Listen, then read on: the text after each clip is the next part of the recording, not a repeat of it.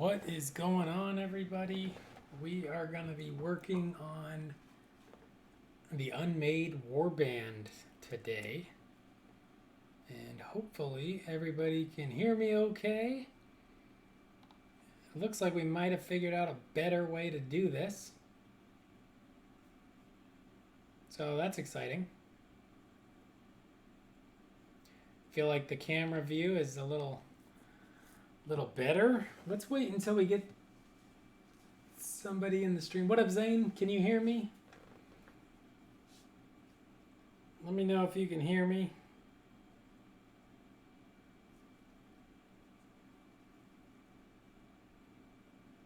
It looks like everybody should be able to hear me okay. I've never used OBS before. Oh, Did that fix it? I'm not talking louder, but I adjusted a thing, so maybe that helped.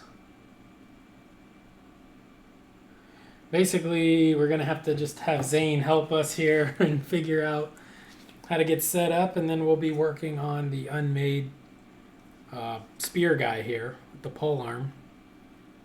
He is an awakened one for Warcry. Oh, kind of zoomed in. So we're going to be working on this.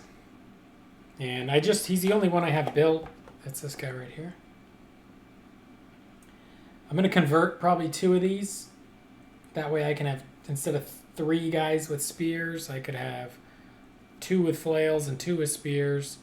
And then instead of 3 of them and 1 of them, I'll have probably convert this guy to be 1 of them and do 2 and 2.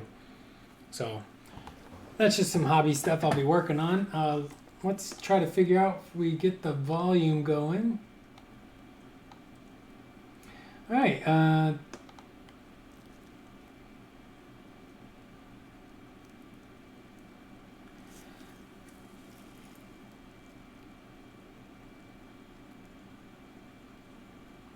Okay, I'm ready.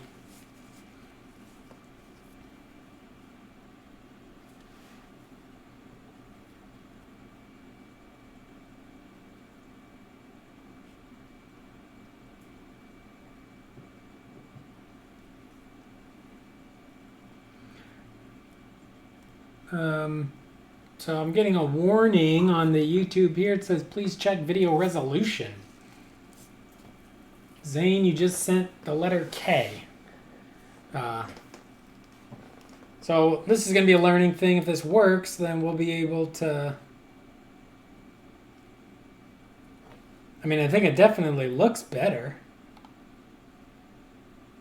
than our previous stream.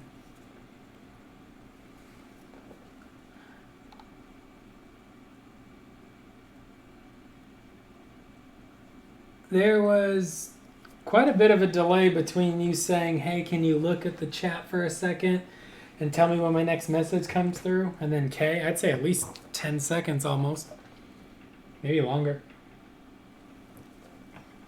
There's definitely a delay on the video for me when I watch it on the YouTube platform here. But if I click over on this OBS thing, it's instant for me. But then I can't see the chat. So I'll have it, I guess, on... All right, so we'll probably get started. Just if anybody has any problems with the resolution or video, please let me know, because this is the first time trying it out this way.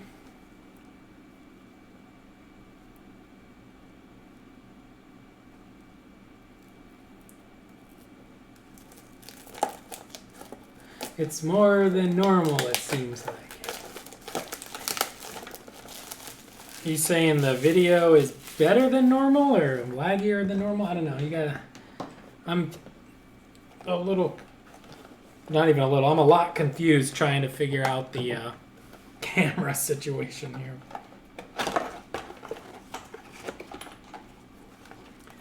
All right, so...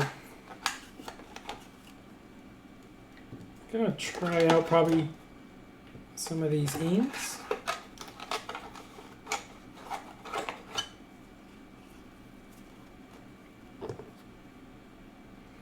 I don't have a fully planned out color scheme for these guys yet. I wanted to do yellow. Yeah, I'm definitely feeling a delay as well. I wanted to do yellow for the color scheme here, but they don't really have any cloth. Like, this guy almost has no cloth. I thought, oh, they'll have yellow cloth, but it turns out this is like skin. It's like stitched on skin. I guess we could just make it cloth and call it a day, which I'll probably do. The plan is a very, very warm color scheme, which I think will be pretty cool.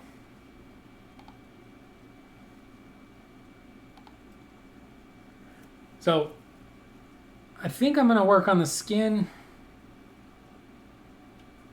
And to do that, I think I might try out this muted violet. I got a brand new piece of paper here on the wet palette. It's not very wet, but maybe you can see on my fingers if I rub it, it does leave some moisture. So that should be fine. I plan on probably shooting the others with this through the airbrush. I also have muted pink, which we might try. But since I wanted to do this on camera, I'm not going to shoot it through the airbrush. I'm just going to paint it on for everybody. So we'll try out Liquitex Muted Violet. I've never tried this one before. It's the first time opening it.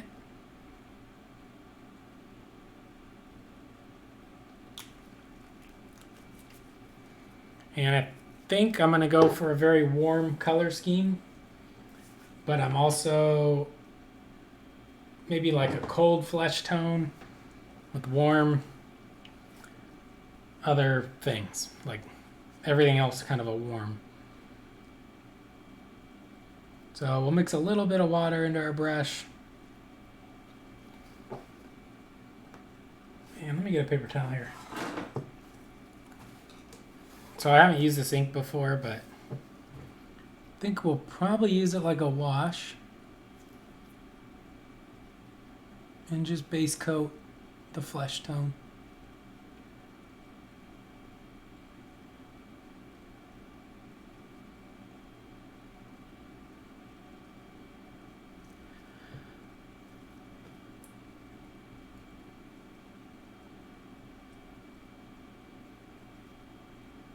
Figured it'd be best to work on just one guy first. And then if I don't like it, I'll have the advantage of only one guy to have to repaint. So that's nice.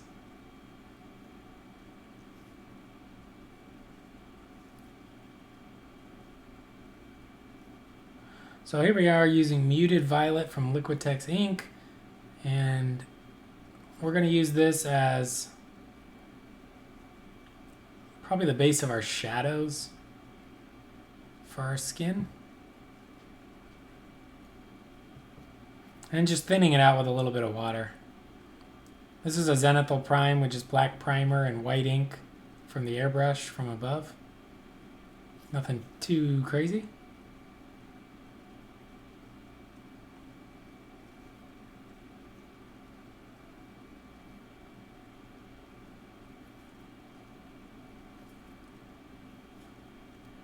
And yeah, I don't know if we'll even get this guy done. I don't think I have any, plan as far as like, oh, he's going to be done in an hour or anything along those lines, because we're really going to try to explore how we might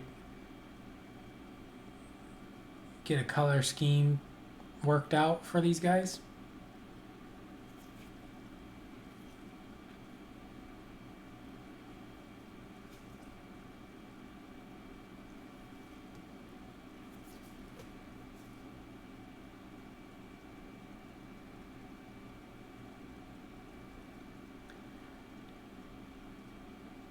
So we'll leave him kind of base coated in this pink skin. And I'm going to show you this other color that I really want to use that I bought. I thought it would look really cool. Cages out of sprues. That's pretty cool. Good use of them. I've just been throwing away my sprues. I have this Army Painter Sulfide Ochre. And I think this kind of yellow would be a cool, like a robe color for some of them that have a little more cloth. This guy doesn't really have any cloth though. But we might try to use it anyway. Kind of, the only thing is I don't want to use it on like the helmets or anything because it's going to look probably like a attempt at non-metallic metal, which is not what I want.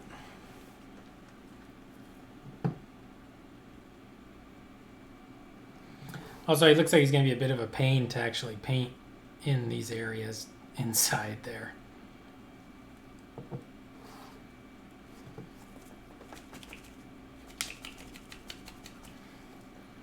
So I'm just going to put a little bit of this ochre on the palette.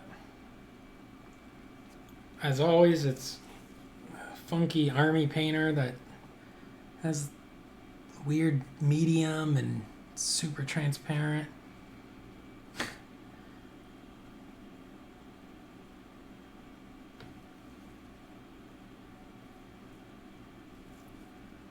Maybe his little belt or something could be this yellow.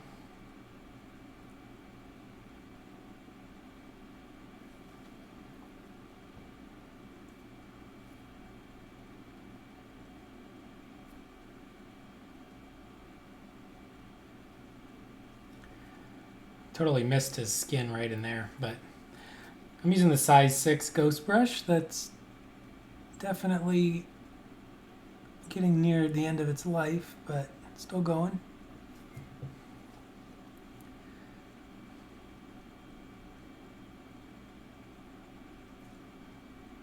Cool.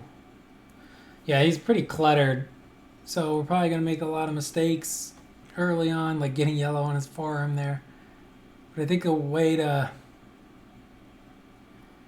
kind of go about that is just try to keep working inside out.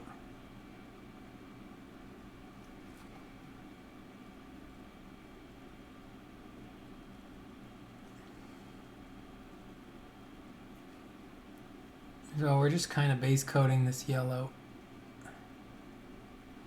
It looks much brighter yellow than I thought it was going to look.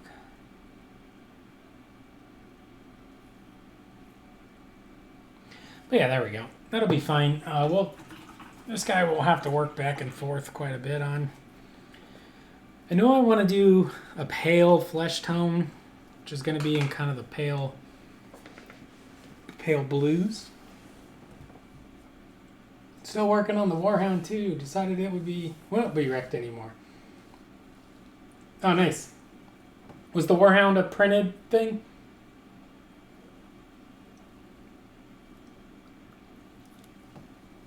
Oh yeah, you gotta let me know if that when that sells. That'd be cool.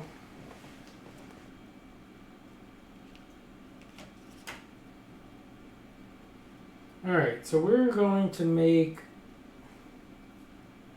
a flesh tone.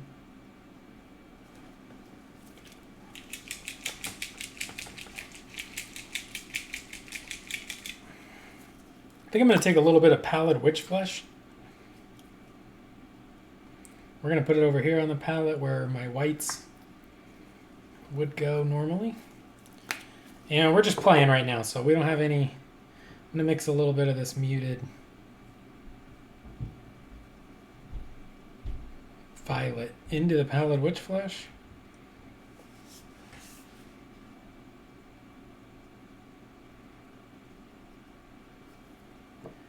And we'll see what we can get done here.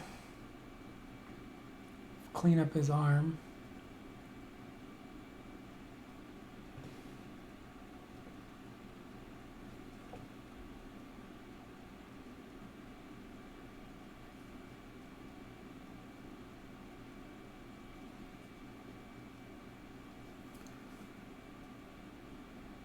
So this is definitely bringing him to a more pink.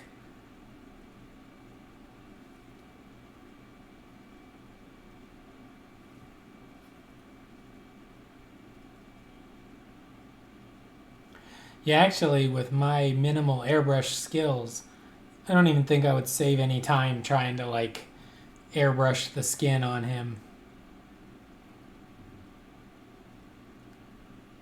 He's too cluttered. He's got way too much happening. It's all crammed together.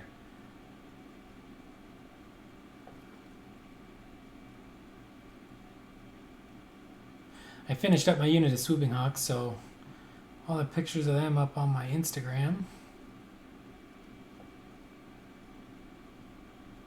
soon. Maybe tomorrow. Or technically maybe later today.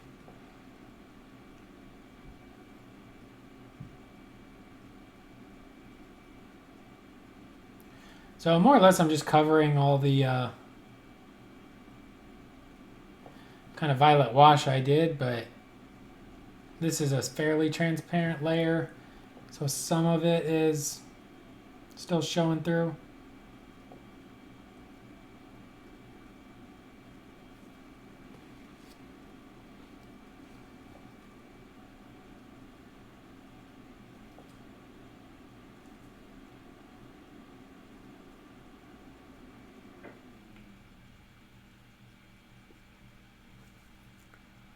And what I'll probably approach this with a method of going back and forth. You know, having to reestablish darks, reestablish shadows. I was thinking I could just glaze right over the zenithal prime, but with this cluttered little details, I think I'm going to have some trouble with that.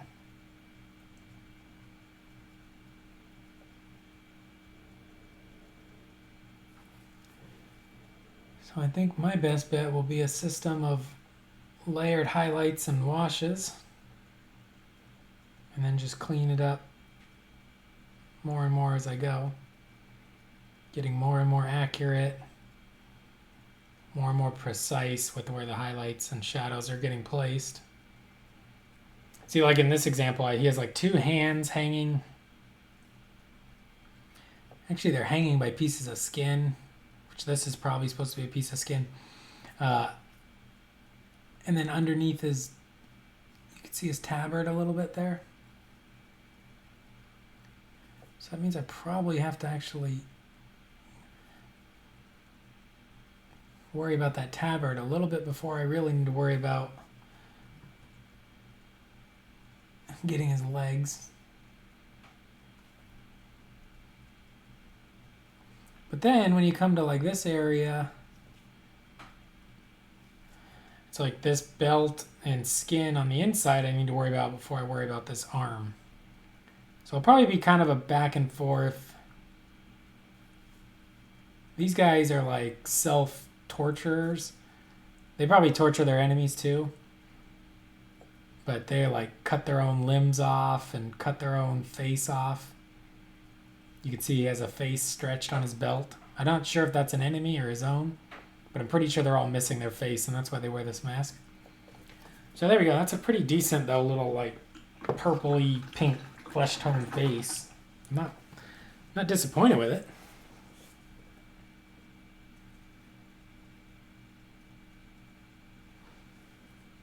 Oh yeah, Titanicus scale would be cool.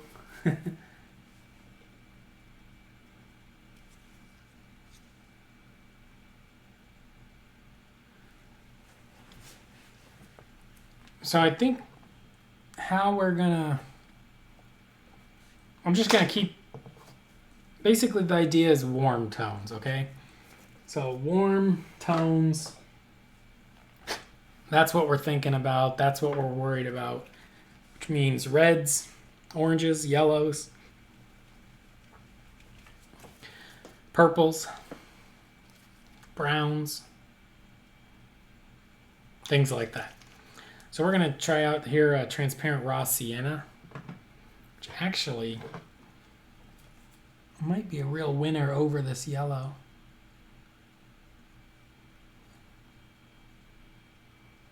Yeah, that's going to be pretty nice. But I'm also going to use it to base coat a little bit on this skirt of meat and flesh that he has.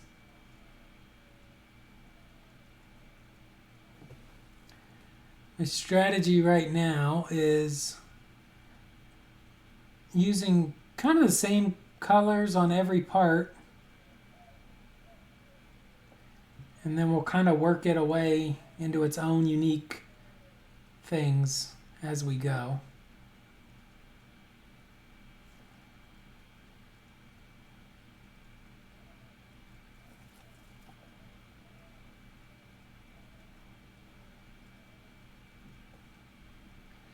Maybe pick up a little bit of that yellow ochre when we want to touch up part of the belt.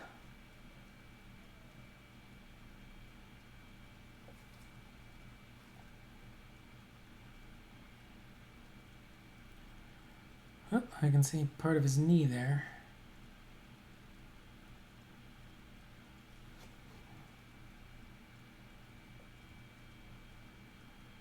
So I feel like I understand why I haven't seen any painting videos of this guy. A lot of his little details are really cluttered. It's a really cool little model though.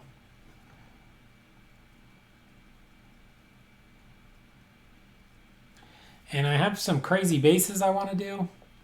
I'm not 100% sure how I'm going to do them yet though. So that's why I have him not on a base and just stuck on the handle here. I actually felt like a professional hobbyist using a paper clip to drill into his tiny little foot.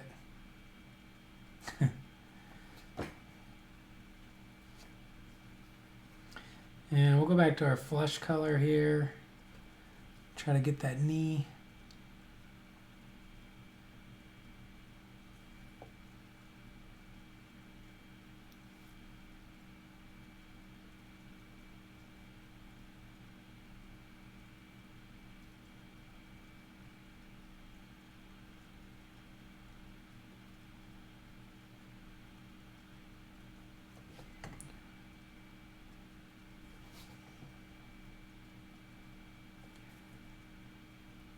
And we'll eventually turn the skin into probably a more gray blue, and then hopefully leave enough of this kind of purplish pink undertone to give him like a sense of like blood flow or life to him, I guess.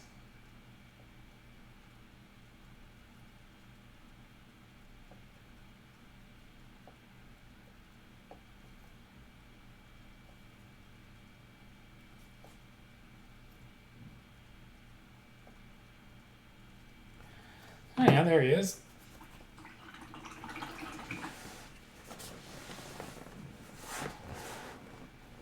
Let's take the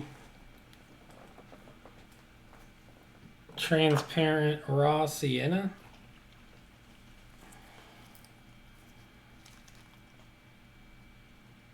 We're going to use this to go over some of that yellow.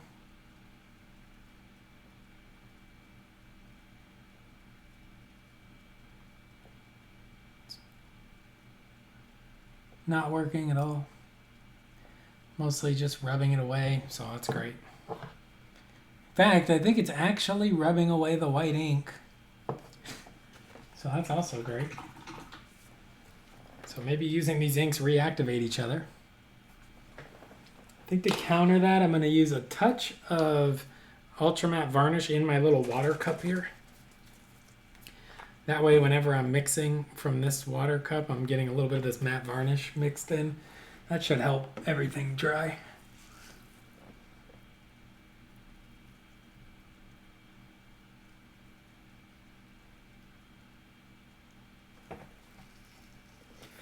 Yeah, if you stick your minis in the microwave, they get nice and puddly and warm. Got a little tiny fruit fly on my palette.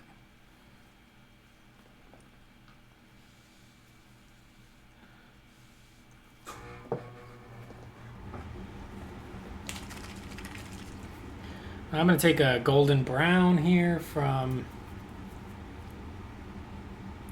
Game Air.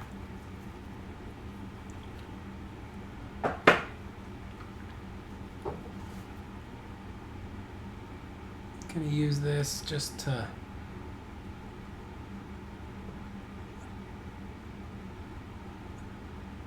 it's like I want to use this kind of yellow brown so much that every color I pick has just been so close to each other.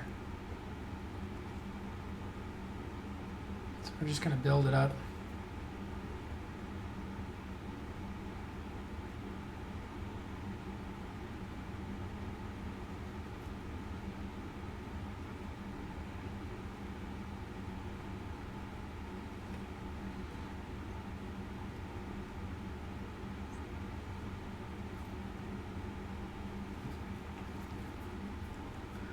Already with just the contrast and color scheme of the purple and yellow, I feel like he's got a little bit of interest already. I wonder if I should... I'm really tempted on these guys to... No, I'm not gonna. I was gonna say I'm really tempted to try the method where you paint everything and then matte varnish it and then do all the metals, but I'm not gonna do that. So I'm gonna use jet exhaust from Vallejo Game Metal, but I'm going to mix some matte varnish right in to the metal, so maybe it'll dry kind of matte anyway, right off the bat, and then we can decide later.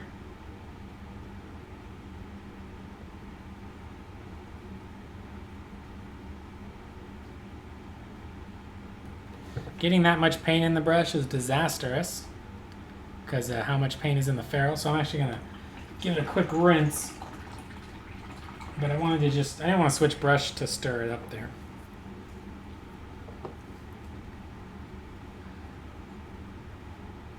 I also thought if we took the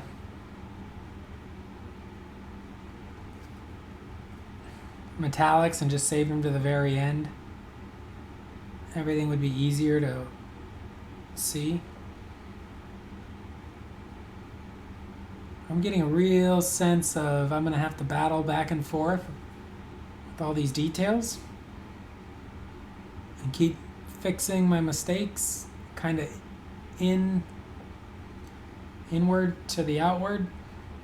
And because of that, I'd rather just get everything kind of base coated in. That way I have a better idea of what's going to happen as he progresses along.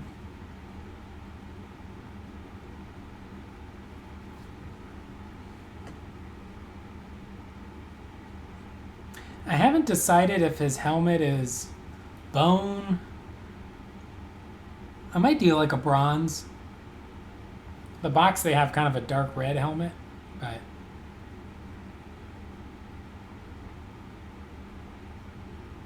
we got options.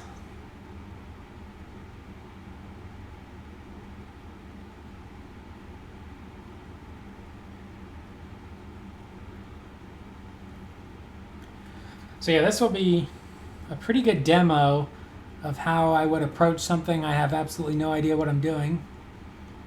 And I'm just going to keep working it until it looks pretty good. At least in my opinion. Or I get tired and give up for the evening. But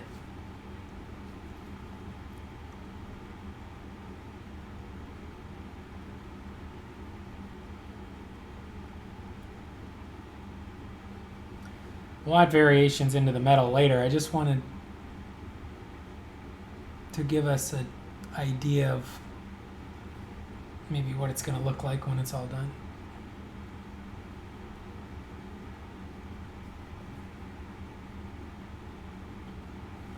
When it comes to color temperature with warms and cool paints, blue is generally, more blue means cooler, more red or yellow. Probably more yellow means warmer, which makes purple pretty unique. Purple and green, because you can have really cool and really warm purples and really cool and really warm greens, depending on how heavily they lean into the blue or the red. Or in the green example, how heavily they lean into the yellow. So in what I'm working on right now, the skin tone actually looks pretty cool temperature-wise, even though it's kind of a pink purple, because the yellow around it is warmer. So it almost makes it look like a cool purple. And that's what we're going to play with back and forth. Hopefully create a nice pattern and visual interest of warm and cool colors.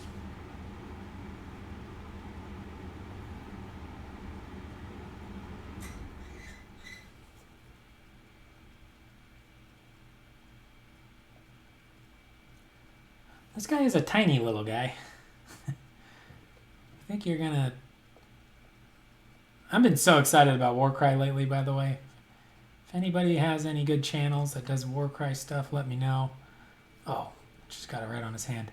Although I've probably found them, because I've been searching for any Warcry content I can. I think I found it all. Because when you spend all day doing quality control on paintbrushes, you can listen to a lot of YouTube content. So this is just jet exhaust with some matte medium mixed in, if anybody's just joining. And I don't know if the matte medium's doing a whole lot for us, but it's there.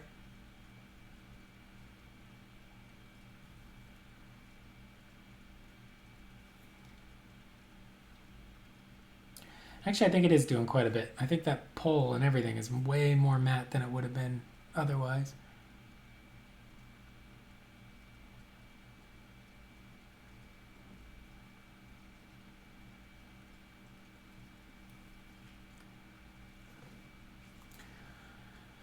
He's got bracelets and anklets.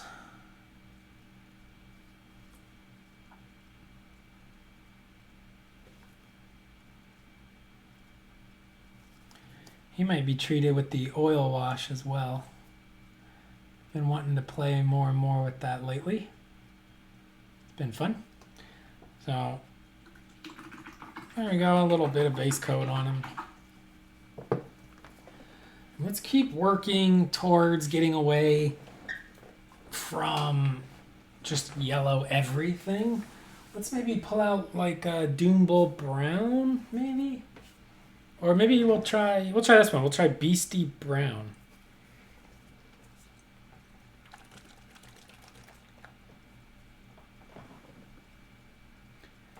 Super glue is warm while drying, I think just because of the chemical reaction of the molecules binding together. Probably friction.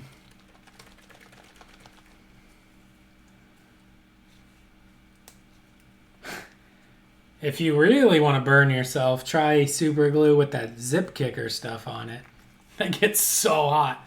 If you've ever tried this zip kicker here, you get, oh man, it makes glue dry instantly, but if you have it on your finger and you don't know about it, you'll know immediately once that touches it.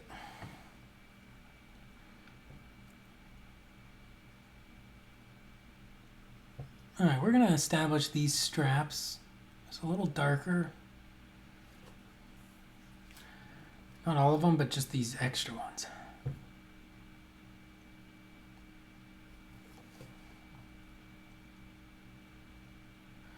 Still using the size 6 right now. I don't need too much control.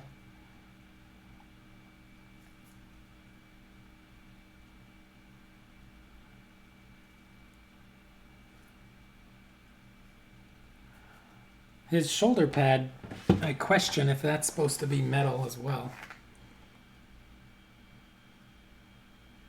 And according to the box, it looks like it's probably metal. But it has like a color on it, so that's cool.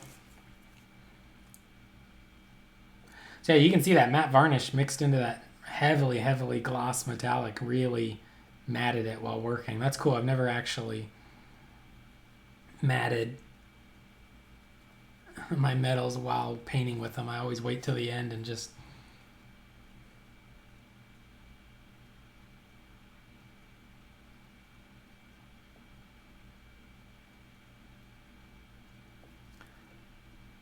matte them, and it's like a little surprise at the end. Like, oh, what are they going to look like?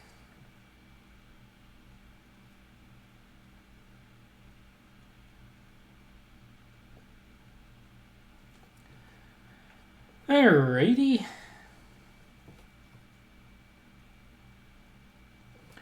Already with the kind of back and forth, playing around, I'm getting a little bit ready to start trying to lock in some details.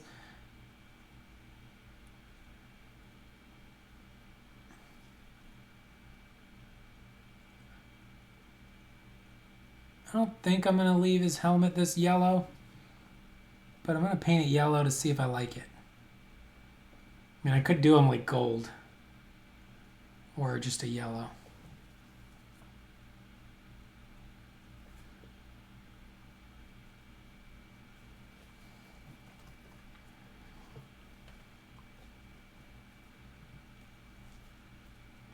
It looks like we got another strap here around his head.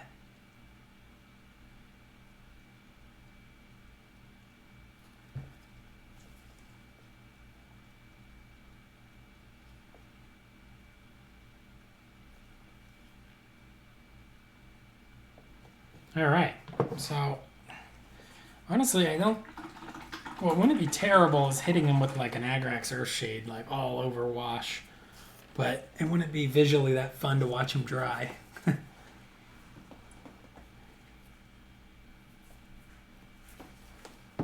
So we're gonna keep working. Looks like we're gonna need a little bit more of this pallid witch flesh out on the palette. Touch of that muted violet in there.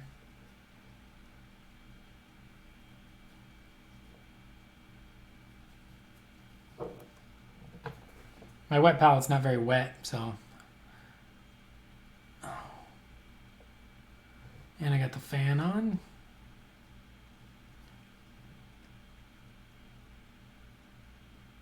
So my paint's not staying super wet.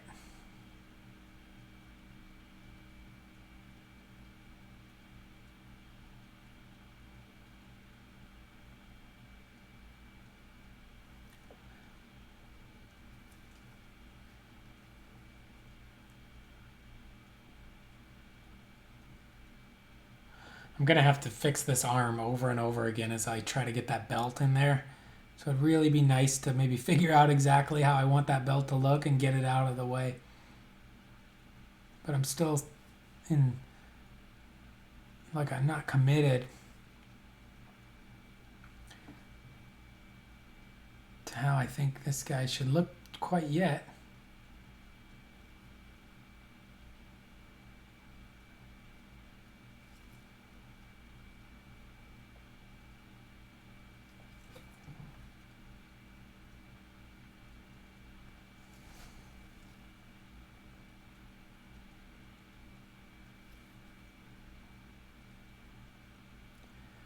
And at some point, I'll probably stop highlighting the inside,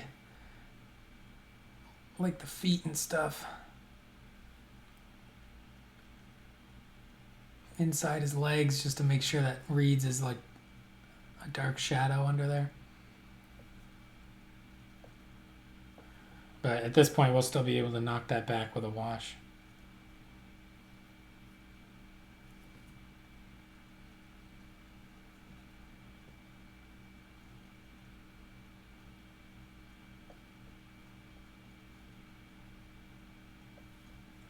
Especially if we figure out what wash we want to use.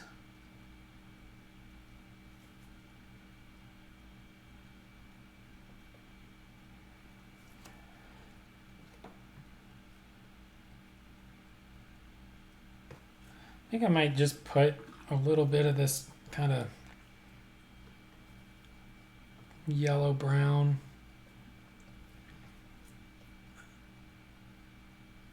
in the underneath there. Of course, I'll just get it all over his legs instead. And I'll just use a wet brush and kind of blend that away. Try to erase it, try to blend it away, whatever.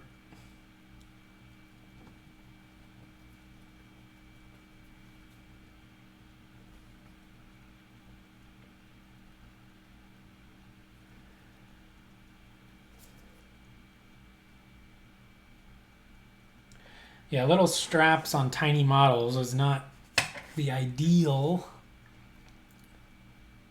painting surface.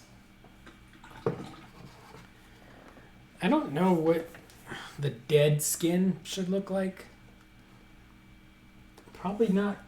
I mean, green's not a terrible idea, but I don't think that falls in with our warm tones.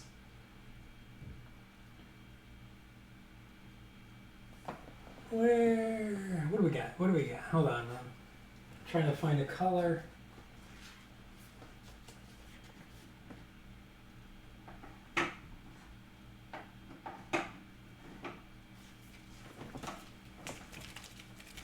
What up, Mighty Pie? How's it going? Hopefully the stream's looking better tonight.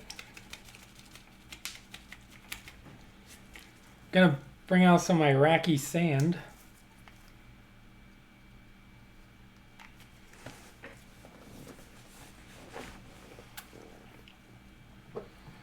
And we'll just mix it maybe with some of this yellow and see what we like.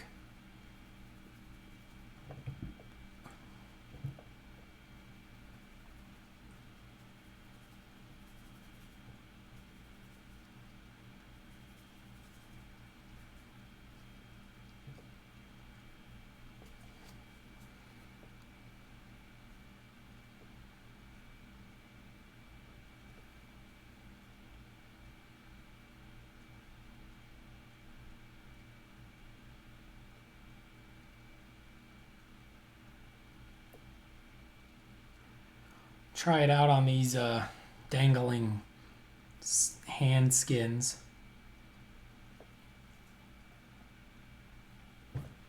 See if maybe that's the direction we want to go.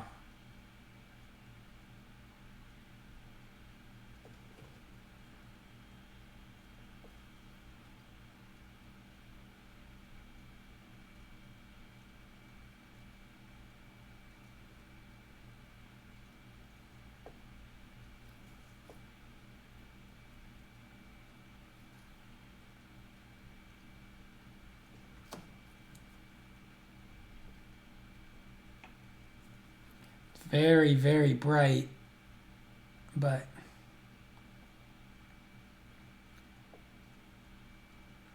we can wash it back later.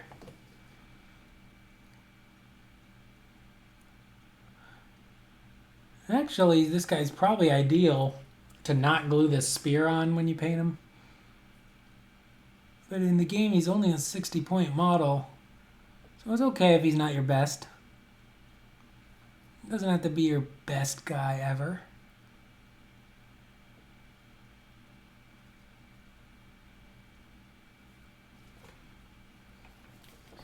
So that brings out a little bit of separation between this kind of meat cloak and that.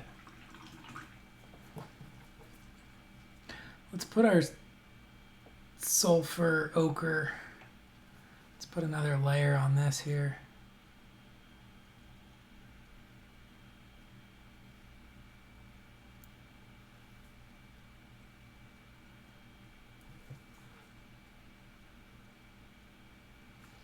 I'm counting on all these colors can be bright right now because I'm really thinking I'm going to hit them with an all-over wash of Agrax.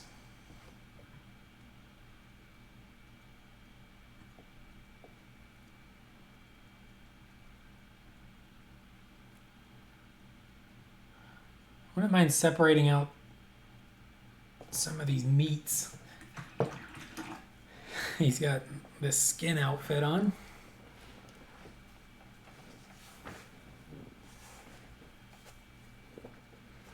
Yeah, I can't do blue because blue is a cool color, and I'm trying to keep him warm.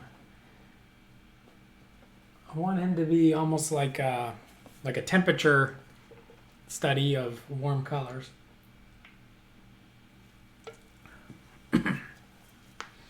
But the skin will have cool highlights. Let's see, I was gonna grab, I'm gonna grab Bugman's Glow. Actually, I always use Bugman's Glow. That's my favorite. So instead, I'm gonna use Tuscarora Flesh. Tuscarora Fur. And you can kind of see, I'm not overly cautious on anything right now. And I'm going to just mix colors, right? So I'm going to take some of this Iraqi sand. Probably didn't need to mix it with my whole pile of fur here. But maybe a little bit of that. Maybe even a little bit of that yellow. Maybe a little bit of that transparent burnt sienna. All I'm doing is just making kind of muddy neutrals. But there's a strategy there that all the neutrals are being created with mixtures of all the colors on the model.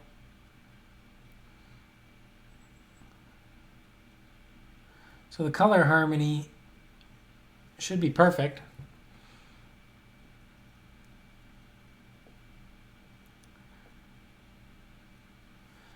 You have a guaranteed success rate of color harmony if all the colors are in every color.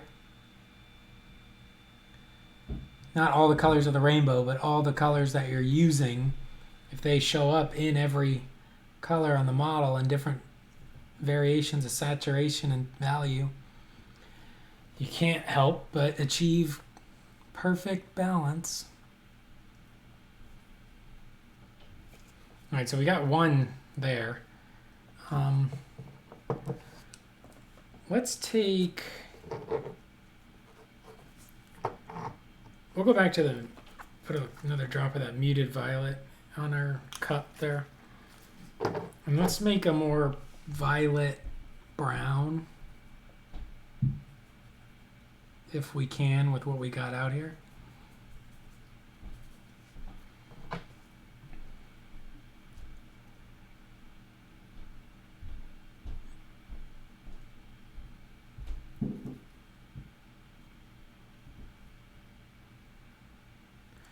Okay, that one's too close, I think. No, it's decent. All right, now let's take... I'm going to introduce a, let's say, dead flesh. Ooh. Dead flesh sounds like a perfect color for painting actual dead flesh on a model.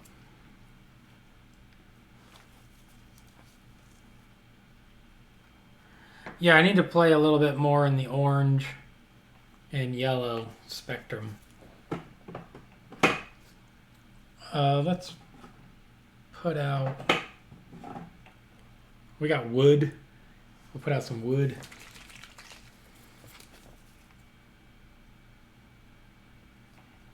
It's kind of an orange flesh tone.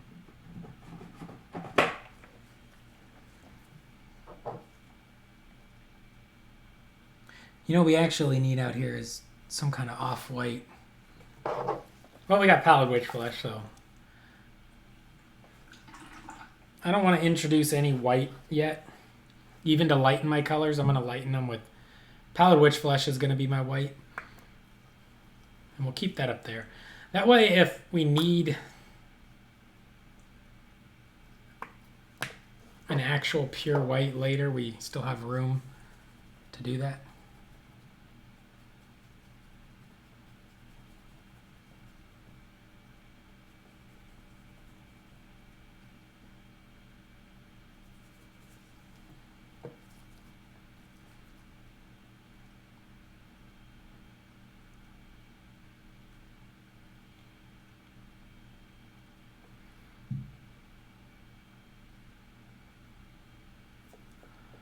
Alright, so we're just kind of picking out little parts on his skin outfit here. We probably actually could use something like a black or something really close to a black. So I think we'll just use black.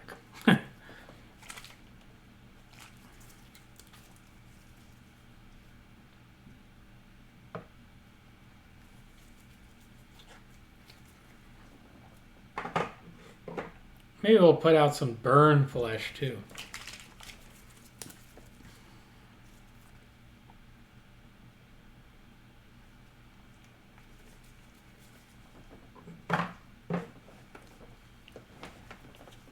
Apparently burnt flesh and wood, very similar. Now in this one here, it's so tucked away I can see it. I'm gonna go with a little bit of black. I don't need to make a lot of this, but maybe some of that burned flesh and black. Maybe a touch of wood.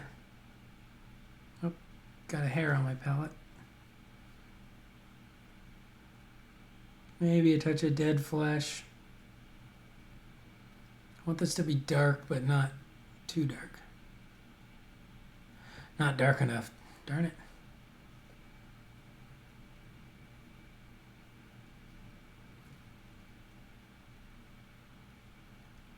I want it to be real dark sitting next to that skin hand that's hanging. It's too close in tone, so it's not going to work. So let's introduce like a really good dark. Let me see, what do I got behind me here?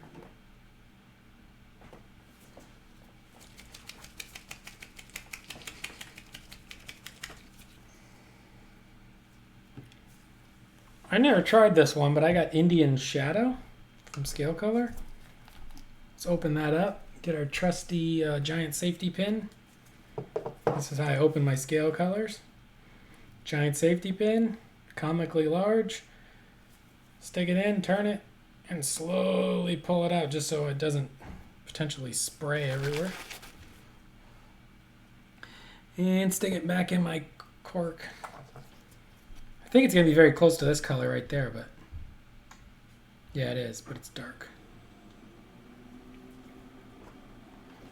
So that actual Indian Shadow dark color might be good right off the bat with creating some good separation here. Not worried about getting it on the chain or the hand right now. Just trying to get the kind of inside areas of this guy.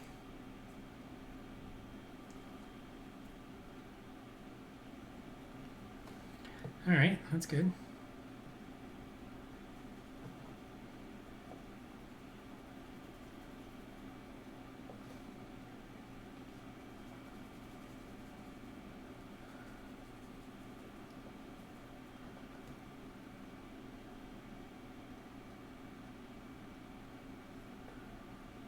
And we'll kind of mix just a bunch of random flesh tones for this big piece here.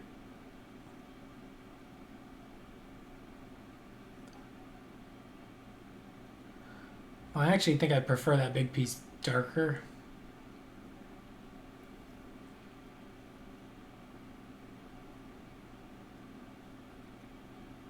I'm trying to anyway, think in terms of value and temperature. Not so much this is blue, this is green, this is skin tone. They're all just neutrals, right? I'm just mixing all kind of muted earth tone neutrals that are kind of in the red, orange, yellow side of the spectrum. The only color that has blue in it are the colors that have kind of a purple, so there's no like pure blue on the palette yet.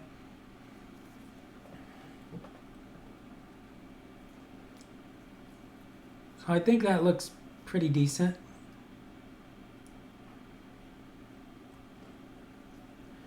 I think we want to go with maybe Agrax Earthshade. Now would probably be an actual good time to hit him with like a nice dark oil wash or something. That could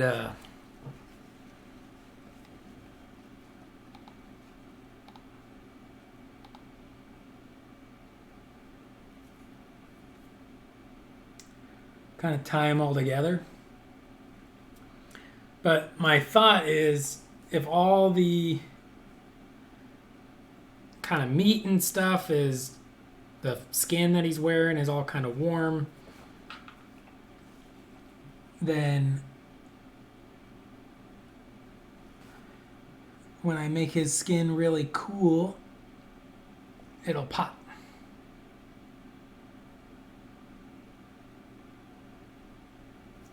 And then I'll probably glaze in a little bit of red or like violet.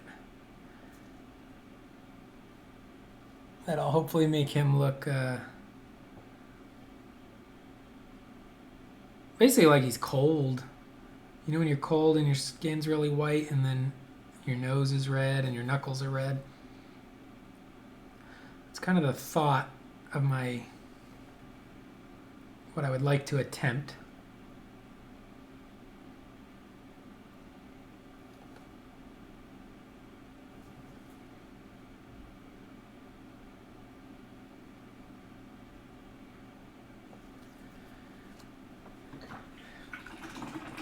But I think he looks cool. He just needs way darker shadows.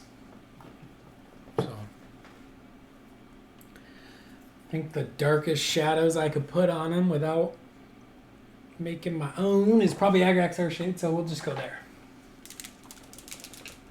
Could do like my own mix of like some brown inks or some contrast medium, some flow improver, different things, but I think he's actually going to benefit from just a nice all-over Agrax Earthshade.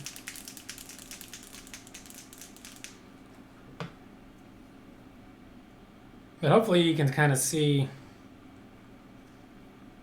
quite a bit of interest we built up. I don't know how long we've been... Oh, it looks like we've been going about an hour. More or less, if you just washed him with like oil wash or something, he'd probably be done, really. I mean... He doesn't have a lot of highlights or anything, but because of the way I built up the colors. And he's definitely got some yellow. We're trying to keep some yellow in. Because on this character, let me move him out of the way. This leader character, she has like this big hood over her face, which she assumed tore off. And some of these other guys have kind of draped over cloth. I don't know if he's wearing any kind of shirt, but plus she has like these kind of banners hanging down. So I just think the yellow could be really striking in those places. That maybe we can create something pretty interesting. So I'm just going to take Agrax Earthshade and give him an all-over wash. I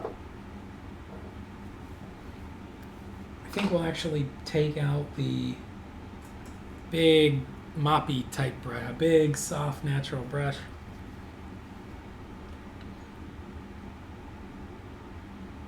I'm going to mix it in a little bit of water with matte medium, wipe it off. Load it up.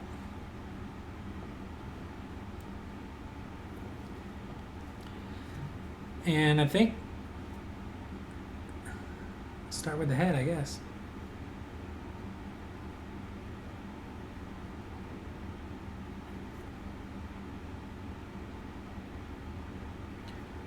I still don't know what I want to do on that helmet, but maybe we'll wash it right now anyway. I don't think it's necessary to wash the helmet right now because I'm not 100% sure we're anywhere near its actual final look.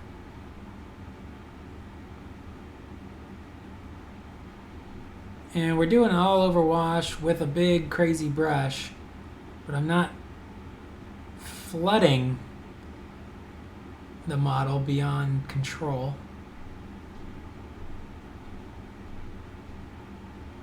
But I do want it to settle and darken recesses.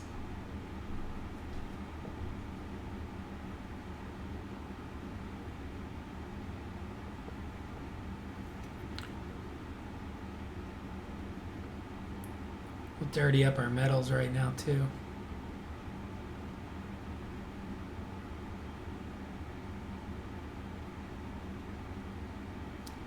Basically what we're doing right now is called cheating.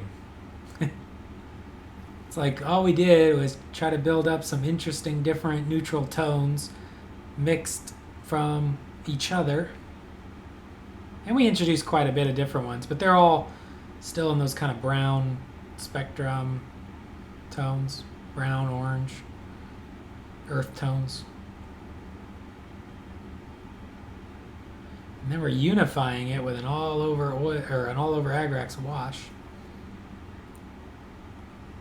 Oil wash would have been nice too.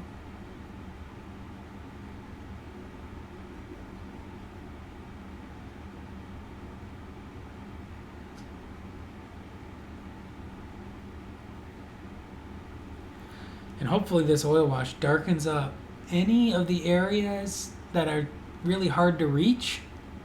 And hopefully with our kind of roughed in base coat plus this wash, we don't have to ever touch them again. Hopefully those areas are just good as they are. A little bit of shadow from the wash, some kind of base coat roughed in.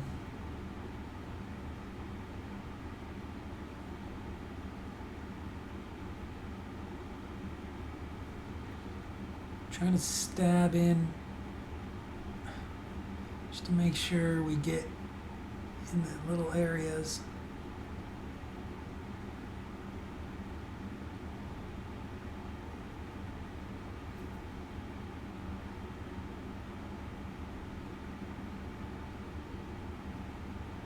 Get these chains. Kind of like the pooling behind the toes isn't bad, but we'll move a little bit of it away.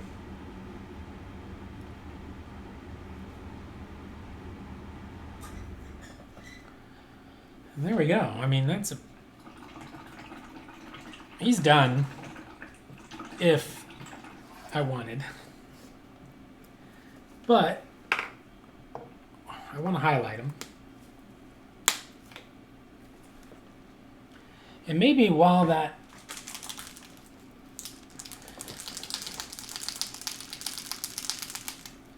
Agrax is still wet, I'm going to take Vallejo Dark Rust Wash. Probably didn't need that many drops. He doesn't have that much metal. Go back to the size 6 ghost brush here. And I'm going to use this rust wash on the metals.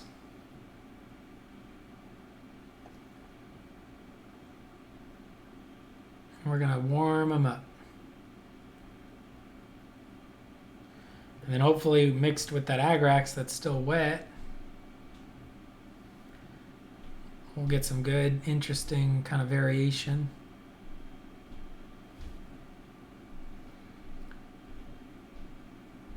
I wasn't 100% sure if I wanted to do rust. I feel like it's going to be kind of a common look on these guys, but we can take it away later if we don't like it.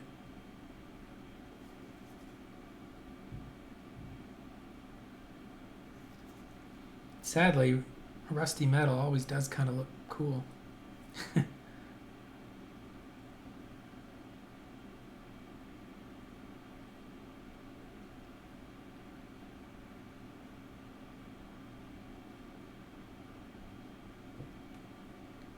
Yeah, we didn't need all of that rust wash on our little cup there.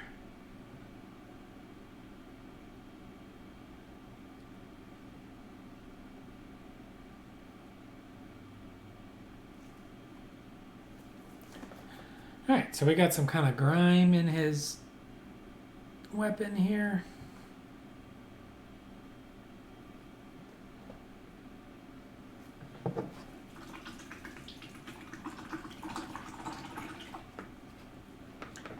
Now I think is when we work on the skin. Hopefully everybody's still enjoying the stream and the new look. Anybody watching could hit the like button. I do think, also if you've watched a previous one and if you think this one looks better, let me know. I feel like it looks better.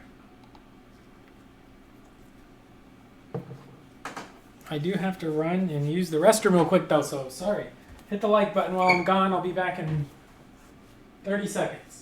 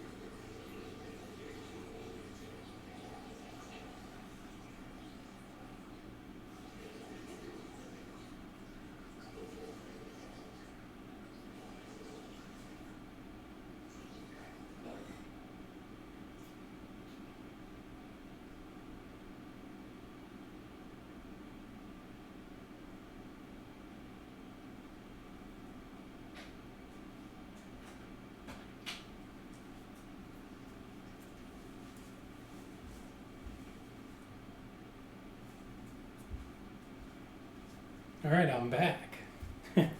We didn't lose any viewers. Good. All right, so just going to show you guys this while he dries. We got to let that Agrax dry for a little bit. I do have the terrain primed up. So what I might do, probably going to need to hit it a little bit more, maybe airbrush to make sure I get in the little tiny nooks and crannies, but this is just with Rust-Oleum. But what I think I might do is put like a piece of cloth over this area, like a t-shirt, and then maybe show you some airbrush on this. And I have a pretty wild idea for it. I have no idea if it's going to work, but that's kind of how this character I'm painting right now is. I have no idea how it's going to work, but we're trying.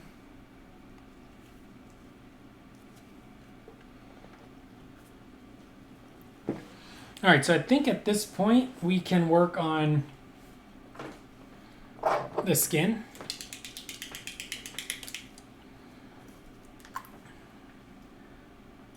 Just gonna use, going back to Pallid Witch Flesh.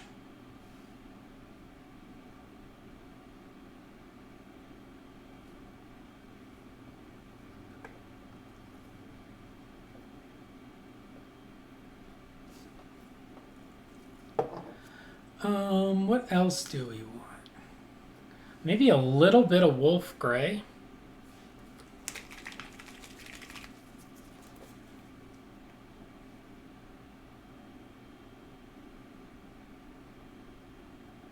It's kind of a powder blue color.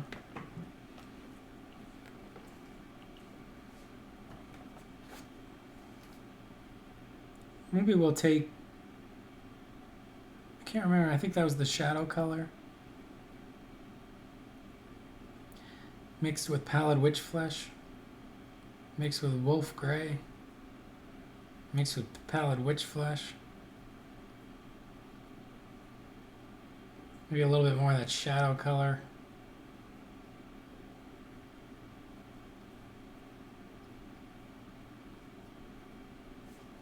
I don't think we need this rust wash at any time soon, so we'll move that out of the way. So we got kind of wolf gray, Pallid Witch Flesh, Indian Shadow, I think it was called. And let's go a little bit lighter here. And a little bit bluer.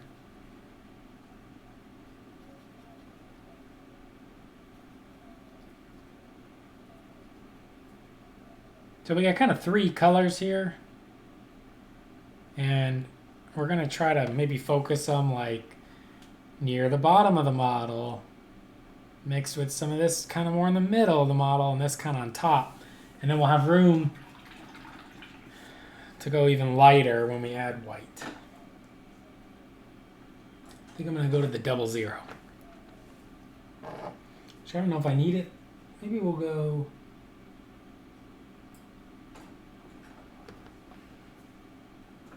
I think I'm going to go with a 4, actually. I got this nice 4 here. It's got a nice tip on it.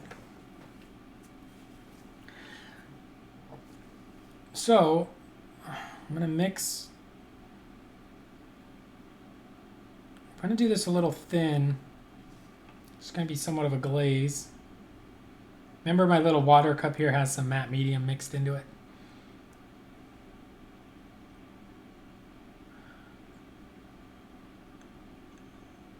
And I'm going to try to focus this on raised areas.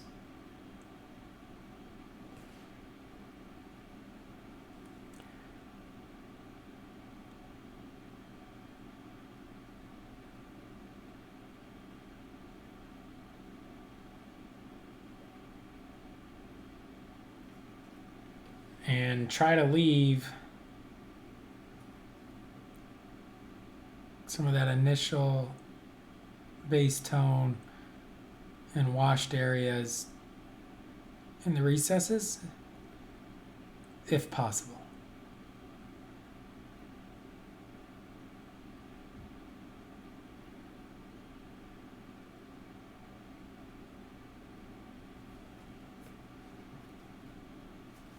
I'm also kind of doing little hatch marks.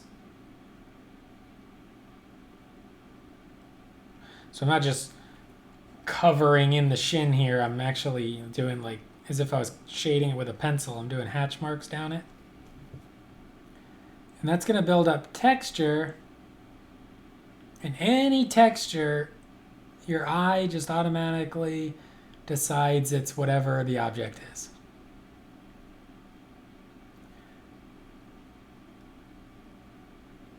So the fact that it has little hatch marks and stuff, it's not like your eye's going to be like, oh, that's a pencil drawing. Nope. Your eye will just assume it's skin. Hopefully. Keeping this pretty thin.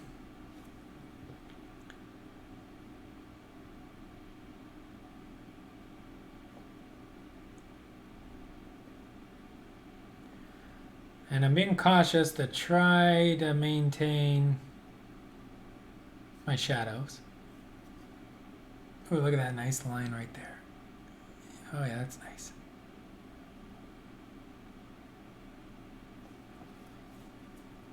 Looking good.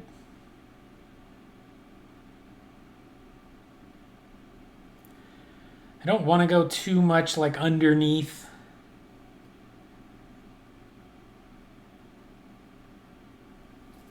But I'm not totally afraid to do it.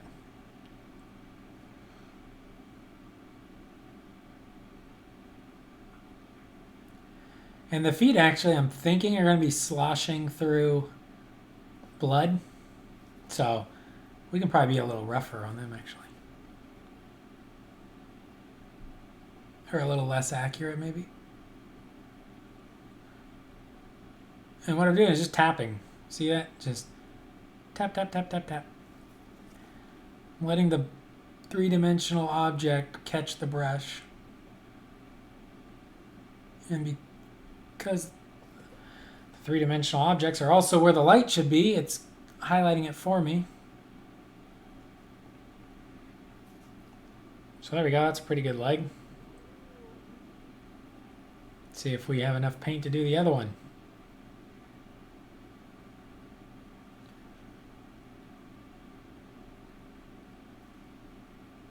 Looks like we picked up some Agrax Earthshade, little wet Agrax Earthshade spot.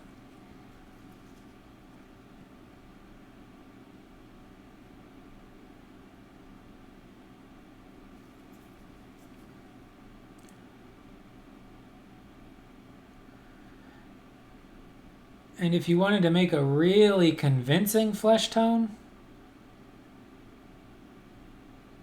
like let's say this was for a competition, you could just repeat this over and over again. So this little tiny marks of flesh blend flawlessly together with other variations, different temperatures and values.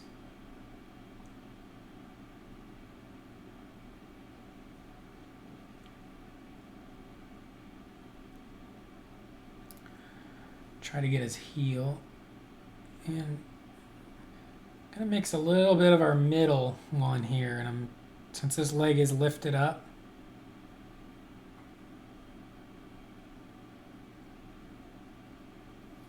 just want to say like, hey, this leg's up in the air, so this area is a little bit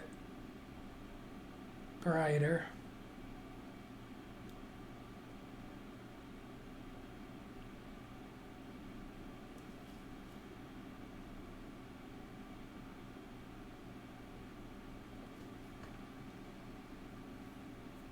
I think we'll leave his foot dirty though.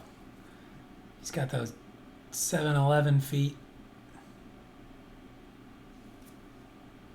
Oh, we should actually, we're gonna have to mix a little bit of a darker color here and get the inside a little bit darker. Get the inside of that foot. It needs to be a little bit less, it needs to be more interesting than just the dried puddles of Agrax Earthshade, but it doesn't have to be the most interesting thing we ever saw. So there we go. Looks like he's got some good looking legs now. See if we can't see that on camera. Go over to my studio here.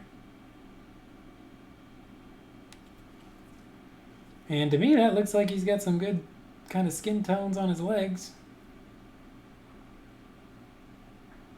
I think that foot looks really good. Looks like a dirty foot.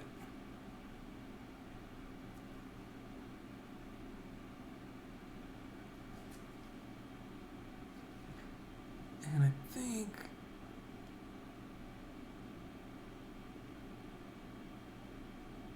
maybe in there we need a little bit more.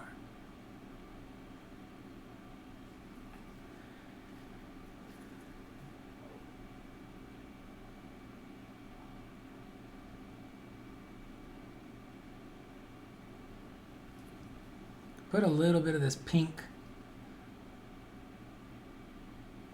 Let's make it a little more pink. A little bit more of that shadow, Indian shadow. Now it's kind of a nice pink. We're just gonna put a little bit on the edge of his dirty foot. A little bit on the ball of his foot. And his toes. We might do a little bit more to those toes later.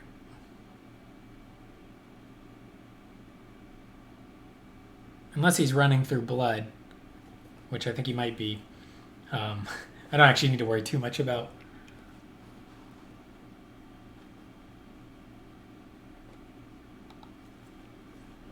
So yeah, I think he's looking good. Maybe put a little bit of this pink on his ankle bone. Definitely a little bit of pink on this ankle bone. Cool. And it looks like we need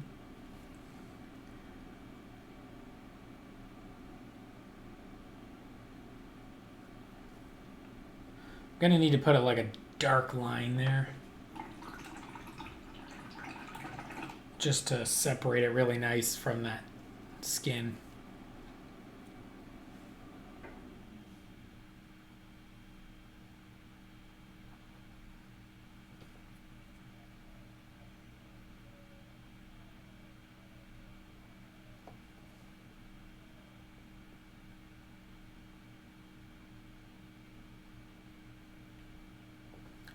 All right, now we're going to work our way up his body a little bit here. Might have to mix a little bit more of our color.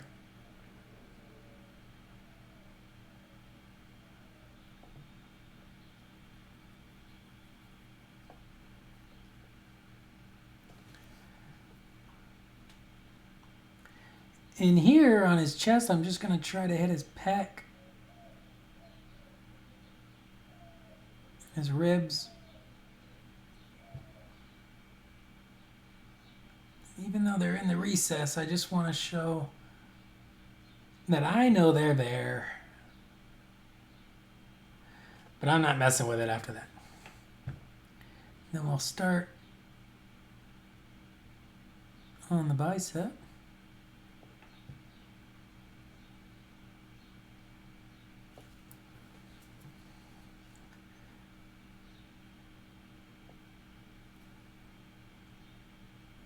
We'll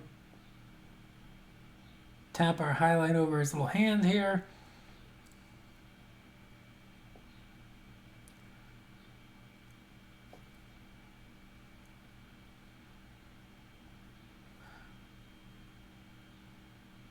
Hand's a good candidate for obviously making the tone more red.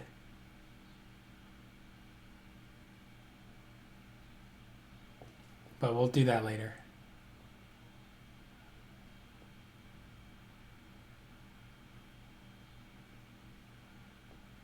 I want it to be fairly bright.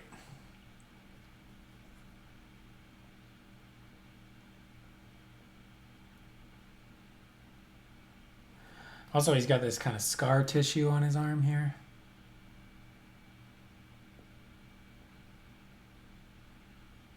So that'll be a good place to put a little bit of red.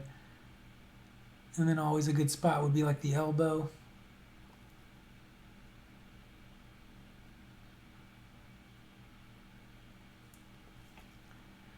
And this is how I would build up, or not how I would, it is me actually building up a really nice color. You could do this on any surface, doesn't have to be skin.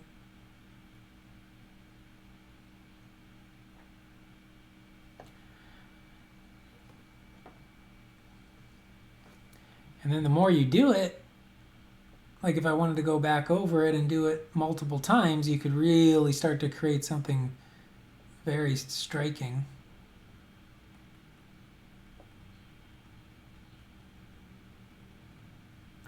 When I enter like my Hulk model into the painting competition, it's like this, but just a lot more passes.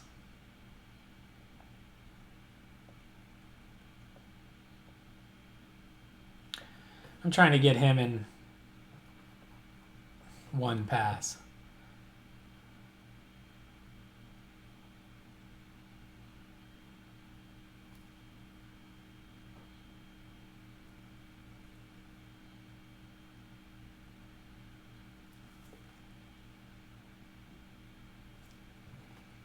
And I know I'm going to jinx myself right now, but so far I really have had...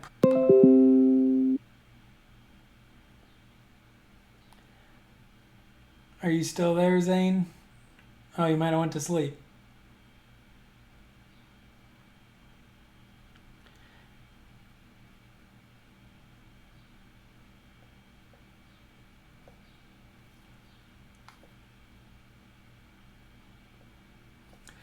We'll work on his upper back here.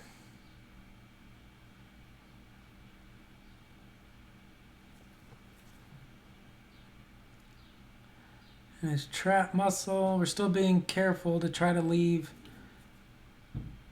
our shadow. These muscles will be brighter too, we'll highlight them again.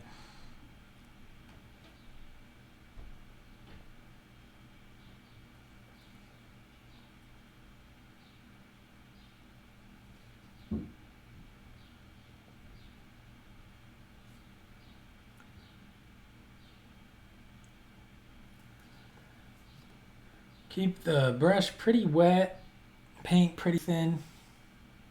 All right. Yeah, it said that the thing disconnected, and then it said it reconnected, and here we are. So I guess it didn't. I thought I was worried that maybe it just kicked everybody off.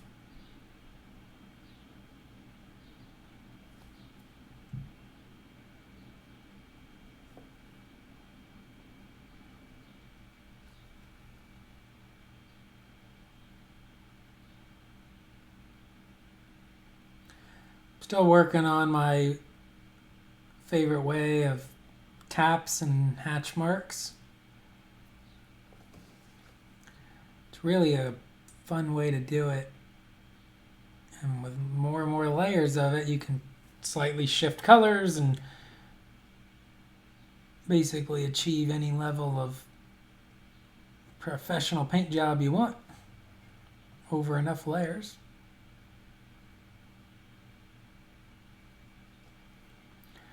But we're not gonna do this forever. We're trying to get it in one layer.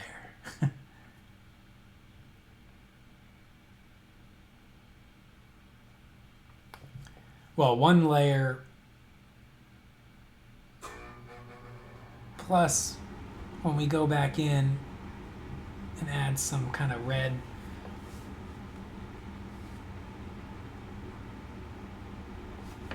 tones to knuckles and stuff,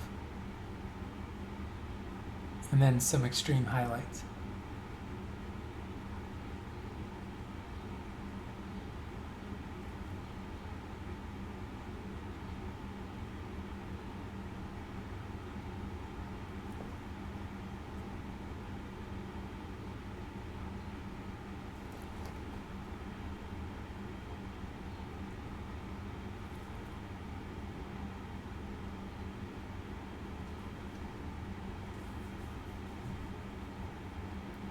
And by keeping the paint fairly thin, lets my hatch marks almost blend a little bit with the color underneath.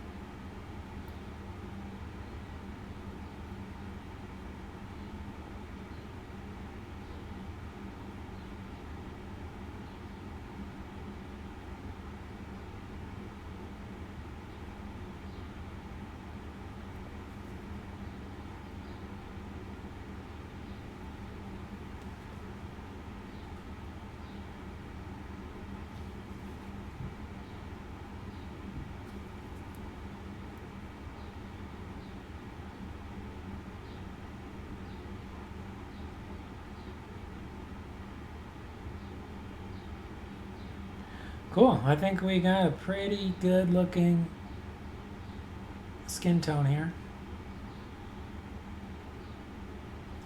Hopefully that's showing up pretty good on camera. I honestly think it looks really cool.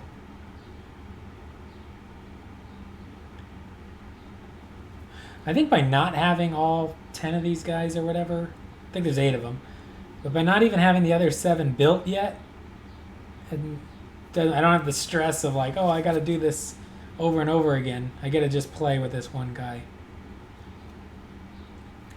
Now I might put a couple of these brighter highlights down here on some of these bony areas, like an ankle bone, an elbow, knuckles, a kneecap.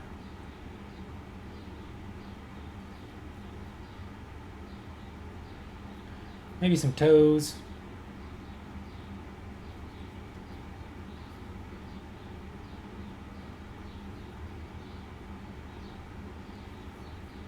And that was basically just 2 of our colors here.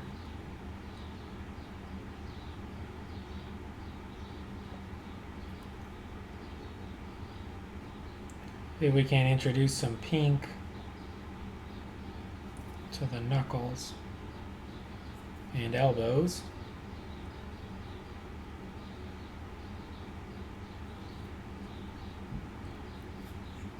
And I think the kneecap would be a little pink.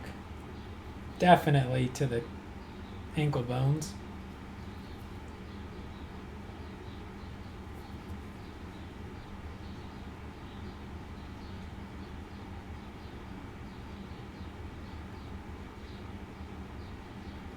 And then, let me show you. Oh, got a little bit of a pectoral muscle in there I want to get a little bit on. Cool. It's a good looking guy. Now, we haven't even gone to our brighter blue highlight here. I'm going to mix a little more Pallid Witch Flesh in, a little more of that blue. So, if you can see it all in the palette, this is like a more blue, lighter, even.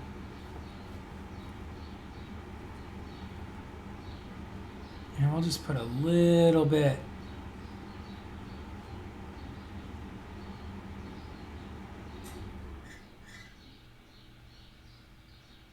Couple little dots.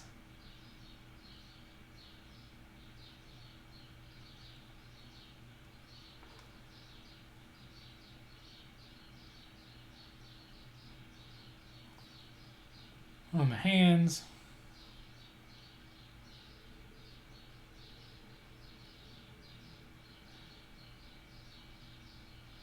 Too much probably on those hands, but we'll see once it's dry.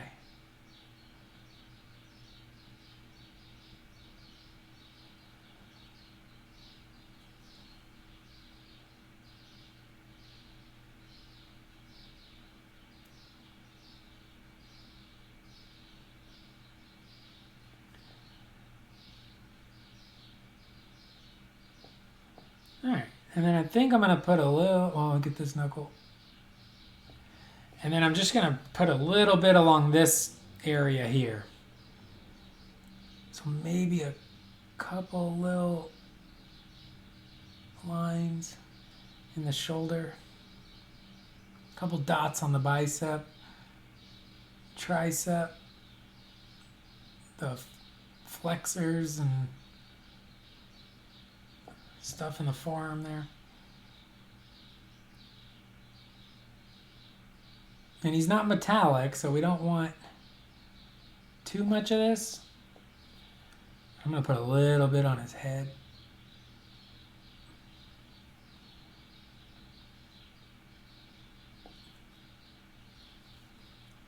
Maybe just the back of that arm. So that should make his upper body pop even more separate than his lower body.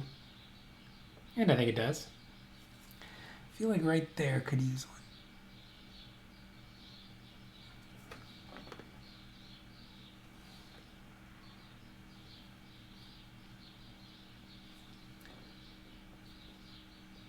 So there we go. I think that looks pretty good. I'm gonna maybe work my way back. A little bit of this Indian shadow mixed with that color we were just using to darken it down. And it's now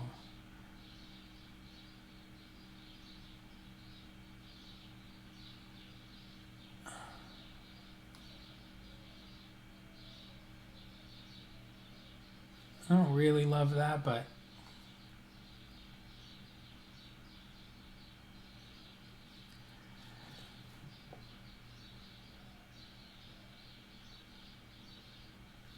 trying to break up the fingers a little bit there. Maybe we'll put this on the scars.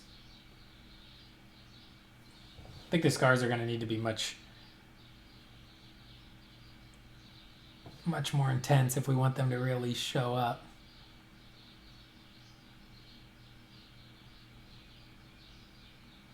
A little bit of Indian shadow, just straight though, is pretty nice. Well, almost straight. It's mixed kind of here with our darker version.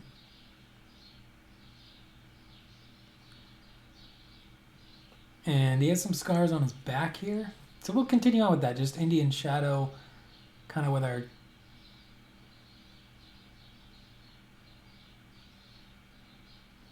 darker color.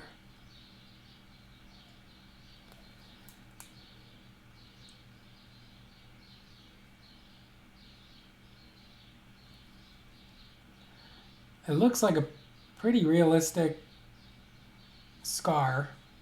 Maybe a little subtle for like a Warhammer model. but we're calling that done. Because he's not quite done. I just got to figure out.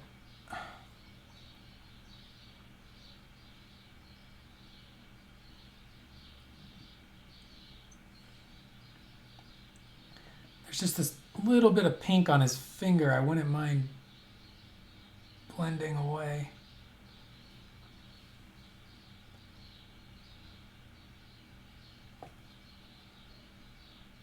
It's like a little too pink.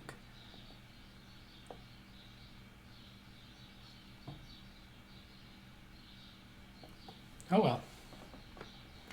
So hopefully it's pretty good to see.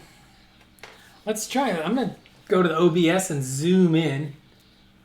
Oh, what up, Tempest? Joe's in the building. Yeah, I'm still up, doing some super painting here.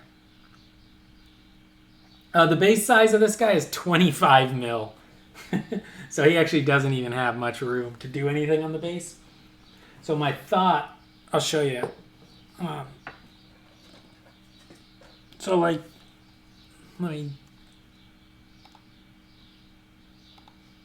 so the big guy is on 40, I think, and the little guys are on 25.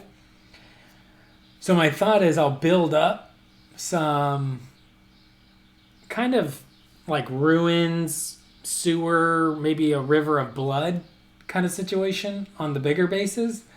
And then the little bases, I think they'll just be running through the river of blood. Is the general idea.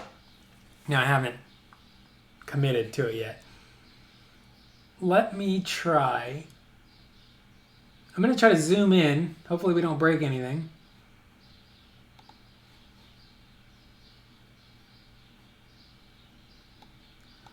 Or not zoom in, but focus it up real close.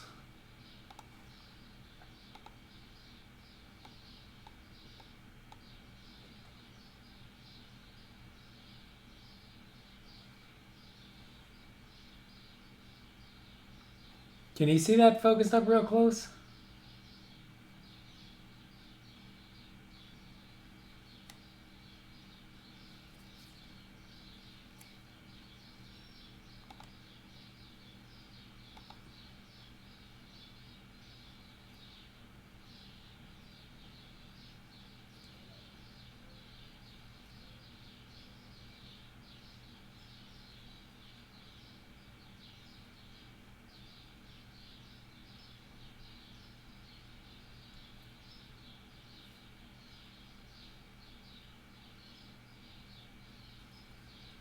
So when you see him on the battlefield looking down on him. So let me see if I can go back now and get kind of back to a normal.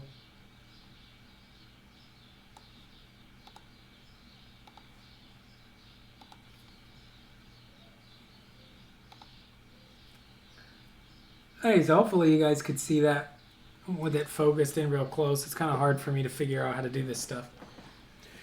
More or less, I think he's done. Except I gotta obviously highlight some of the skin and metals. And we'll probably commit later to how the helmet's gonna look.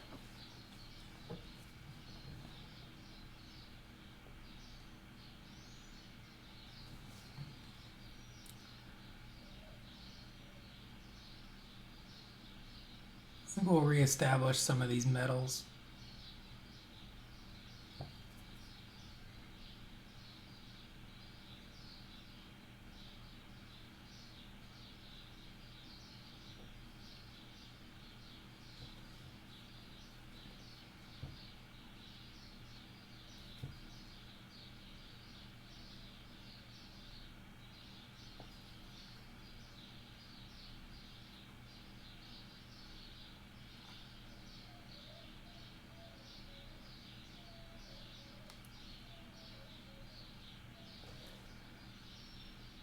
Yeah, this guy's...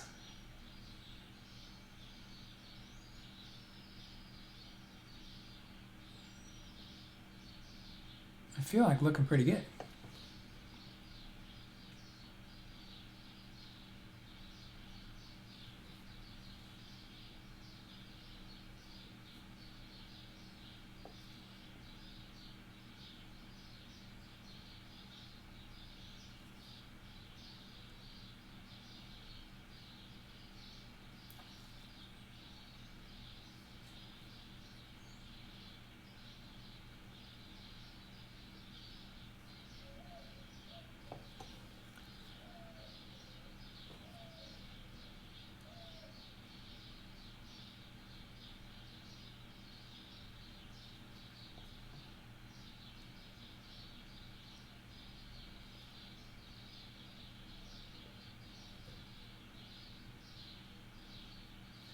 All right, looking pretty sharp.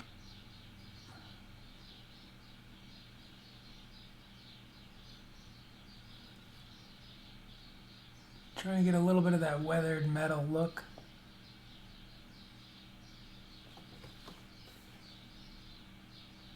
Cool.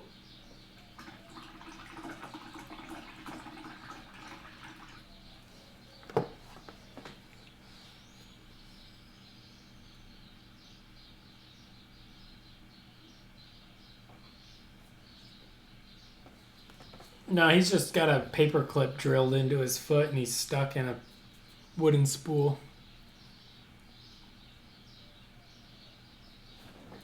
All right, I think if we add a little bit back of our pallid witch flesh on the palette again.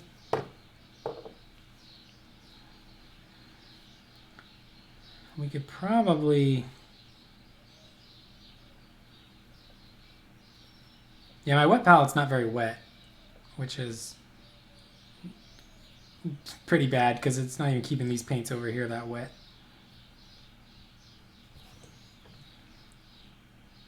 I don't know if we even want to go that bright.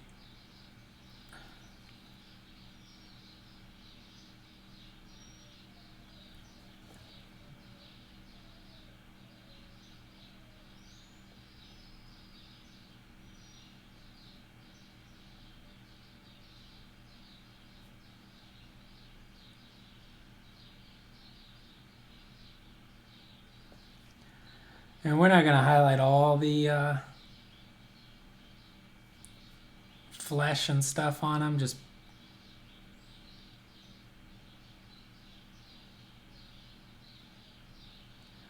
basically cheating, hitting a little bit of it to pretend like we did it all.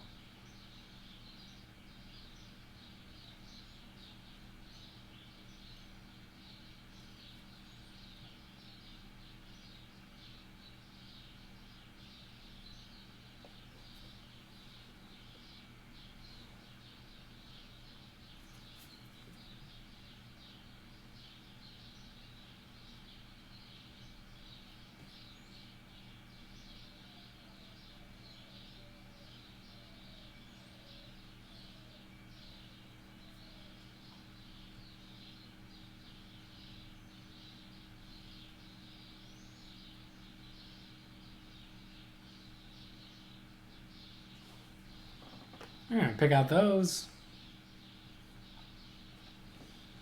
I wouldn't mind maybe trying to pick out some of this yellow.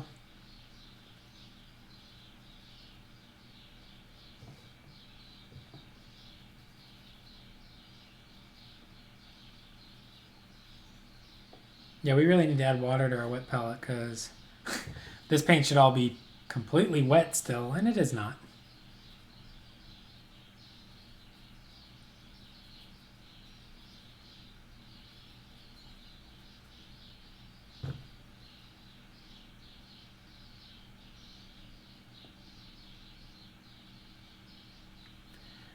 That's too bright. I'll mix a little black in it. Maybe that'll help. Try to muddy it up.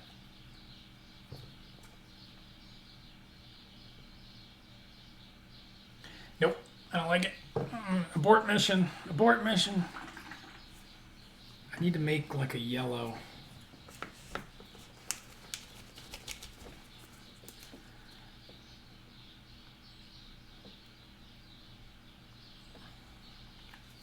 Wanted to do these guys kind of like a yellow, warm kind of look to them.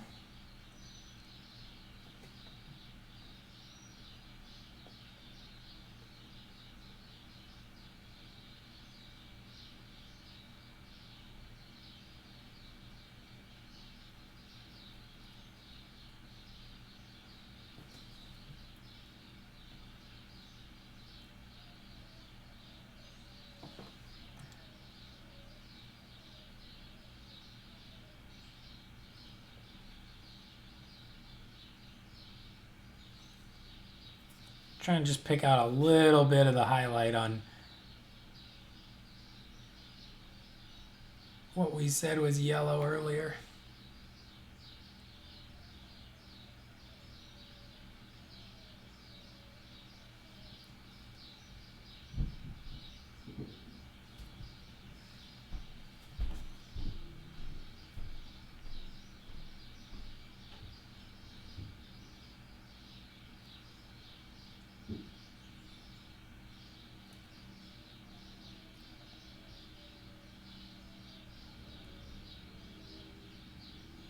And it's going to help us get a little bit of separation.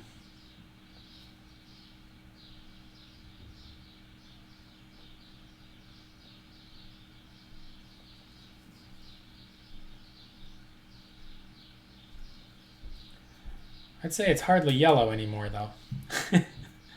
I wanted to do this cool yellow scheme, and they're hardly yellow. Maybe we'll try almost a pure sulfur yellow highlight on the helmet and see if we like where that's going.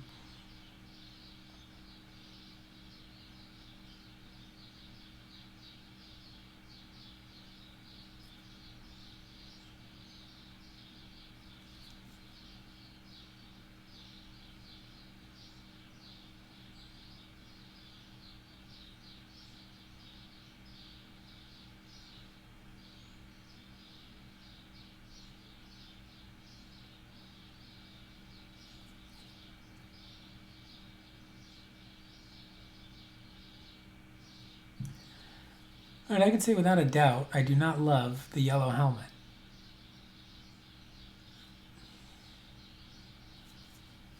So maybe we'll use pure yellow on our top of our little strap here.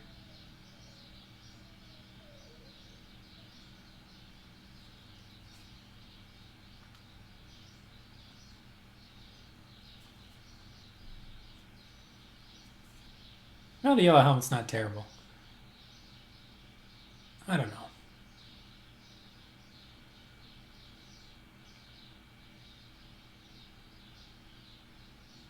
It certainly wasn't the plan.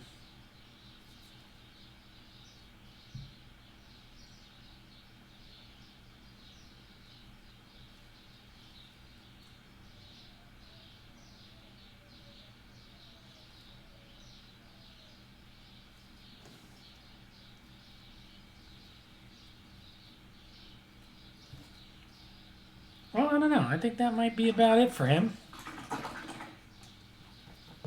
I think we could probably mix some kind of highlight color here. A little disappointed that I didn't put enough water in my wet palette.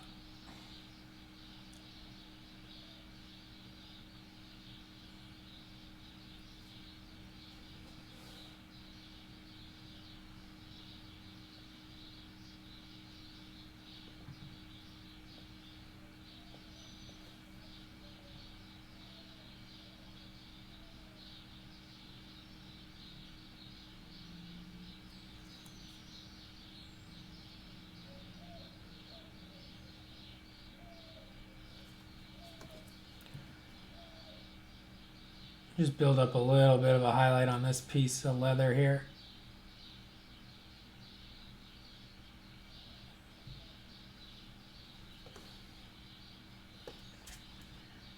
And then we can do it again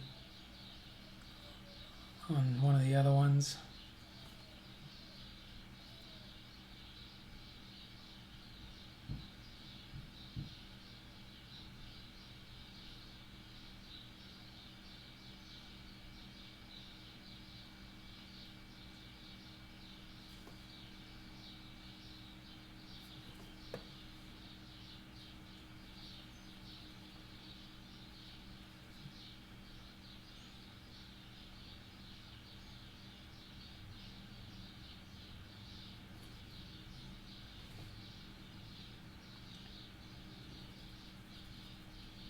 And all we're doing here is just trying to add little bits of interest to our meat skirt.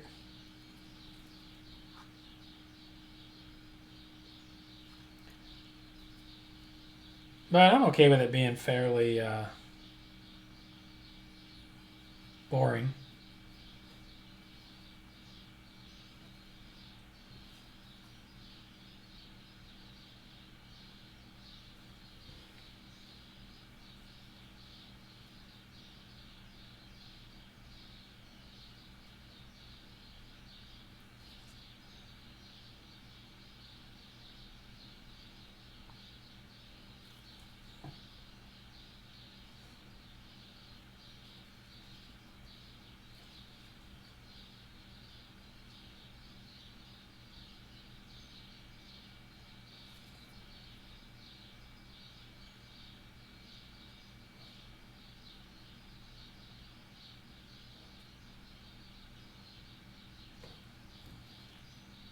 Cool.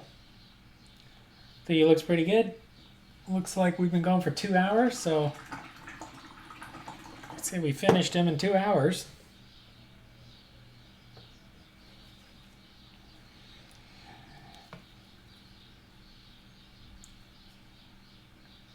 I will go in and re-darken some of these lines with probably maybe like Death Shroud Clear or a really dark brown ink just to re-establish the shadows. Maybe I'll do that right now. I don't know if Agrax is dark enough for what I want.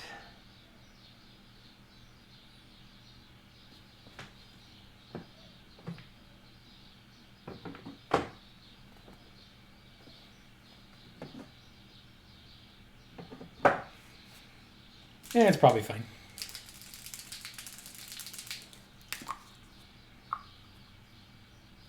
I'm going to take the Agrax with just a 00 brush.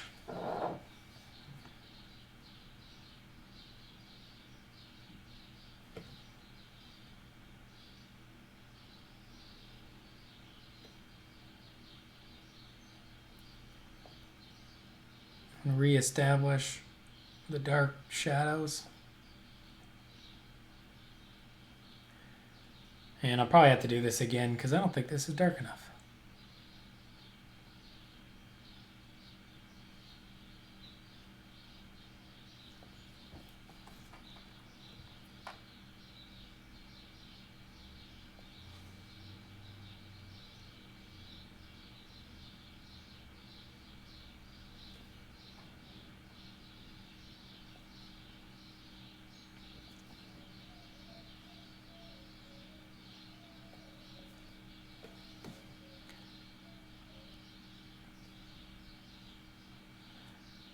Anywhere the colors are look a little too close, I'm taking this Agrax and just trying to paint a little line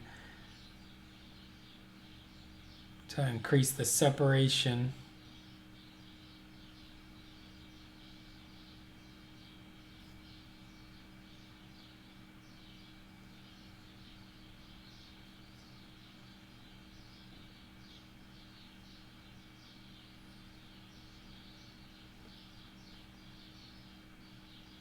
Especially near like the bracelets and anklets.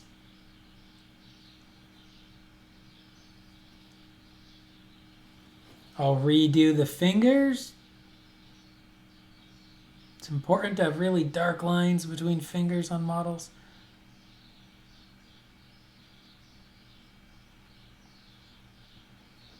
People love looking at the little hands and they want to see all the individual fingers.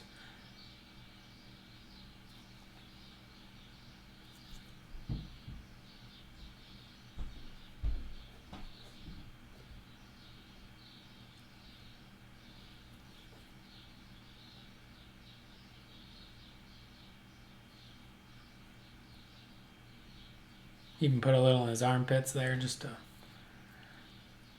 try to darken him up. Definitely where he's holding on to the metal.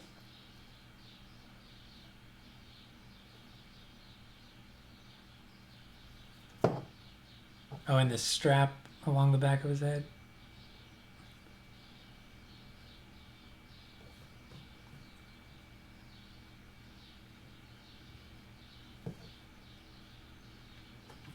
All right, and I noticed there's just, I didn't really do much on this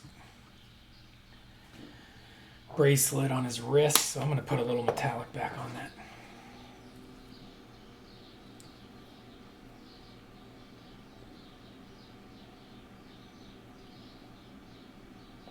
You know, I've never done that before where I mix the matte medium in with my mixing water and my metallic and stuff, but it really works good. Like, he has a way matte finish, way more matte finish, where I can see what he looks like without having to wait until I matte coat him. So I'm thinking I'm calling him done. His helmet may get changed at some point. Maybe some gore effects.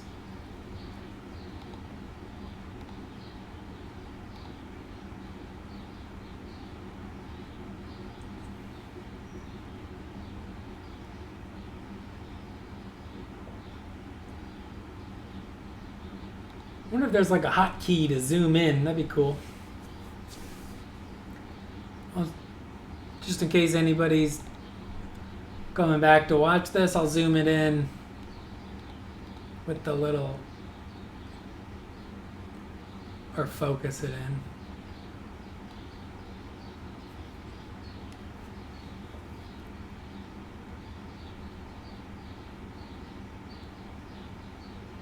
And there he is.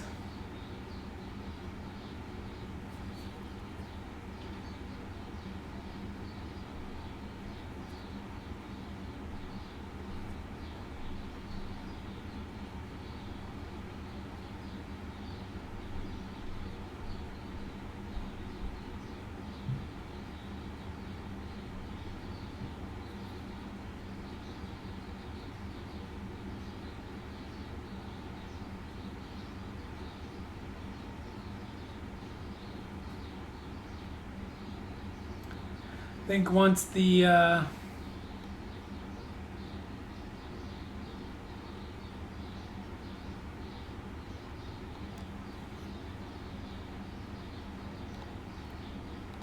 once we get the other guys finished, then we can go ahead and work on, you know, once they're all basically finished and based, then I can work on if I want to pick out any extra details, maybe add some bright orange rust to spots on the weapon, maybe some blood effects, things like that. The whole plan was he was going to be a super warm model. I don't think I really made it that. I think he's actually kind of more cool tones because he has a lot of these soft violets because his skin is dominant. But he's got some kind of warm leathers and the kind of yellow leather, possibly yellow skull. The yellow skull is kind of the beginning of like a non-metallic metal if I wanted to boost the highlights, but I'm not convinced I want to keep them yellow. But maybe when they're all done, maybe they'll all look cool with their yellow helmets. I don't know. We'll work on that. I think what I'm going to end up doing now is packing up my stuff that I need to take to the post office and driving that over there real quick and then sleeping all day.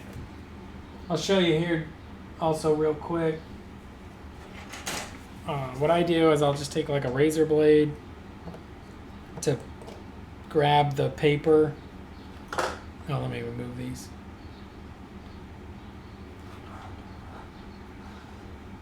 But yeah, and then you could peel it up and I could see my sponge isn't very wet. This is distilled water.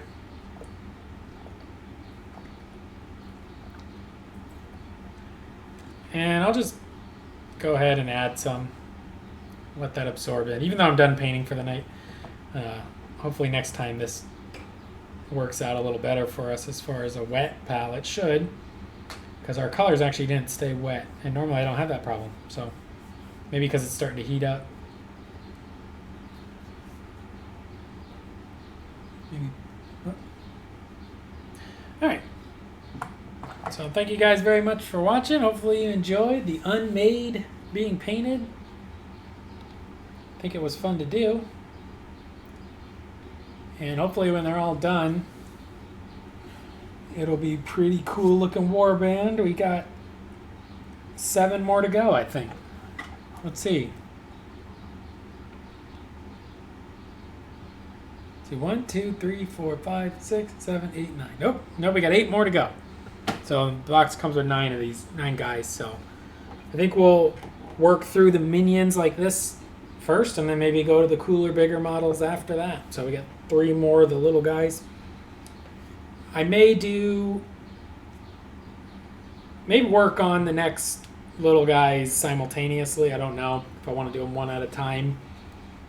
I think he benefited from the one at a time strategy because he definitely is up to a higher level than maybe I would have done if I was batch painting the whole crew with all the little highlights on his skin and stuff. So I think it was worth it, but I don't know. Probably be switching off too between these guys and terrain. And I also have these guys base coated. I don't know if I'll do these on camera, but this is the last of the, I just did some airbrush on them. But they're the last of the monsters for there's 6 of them. Rise of Dagon expansion for Deep Madness. So that's all I got for you. Thank you so much for watching. Appreciate all the comments and views. Zane, get some sleep tonight. And then near the end, we'll get these guys all on bases and figure out how to do that. So, should be cool. Have a good night. Please subscribe.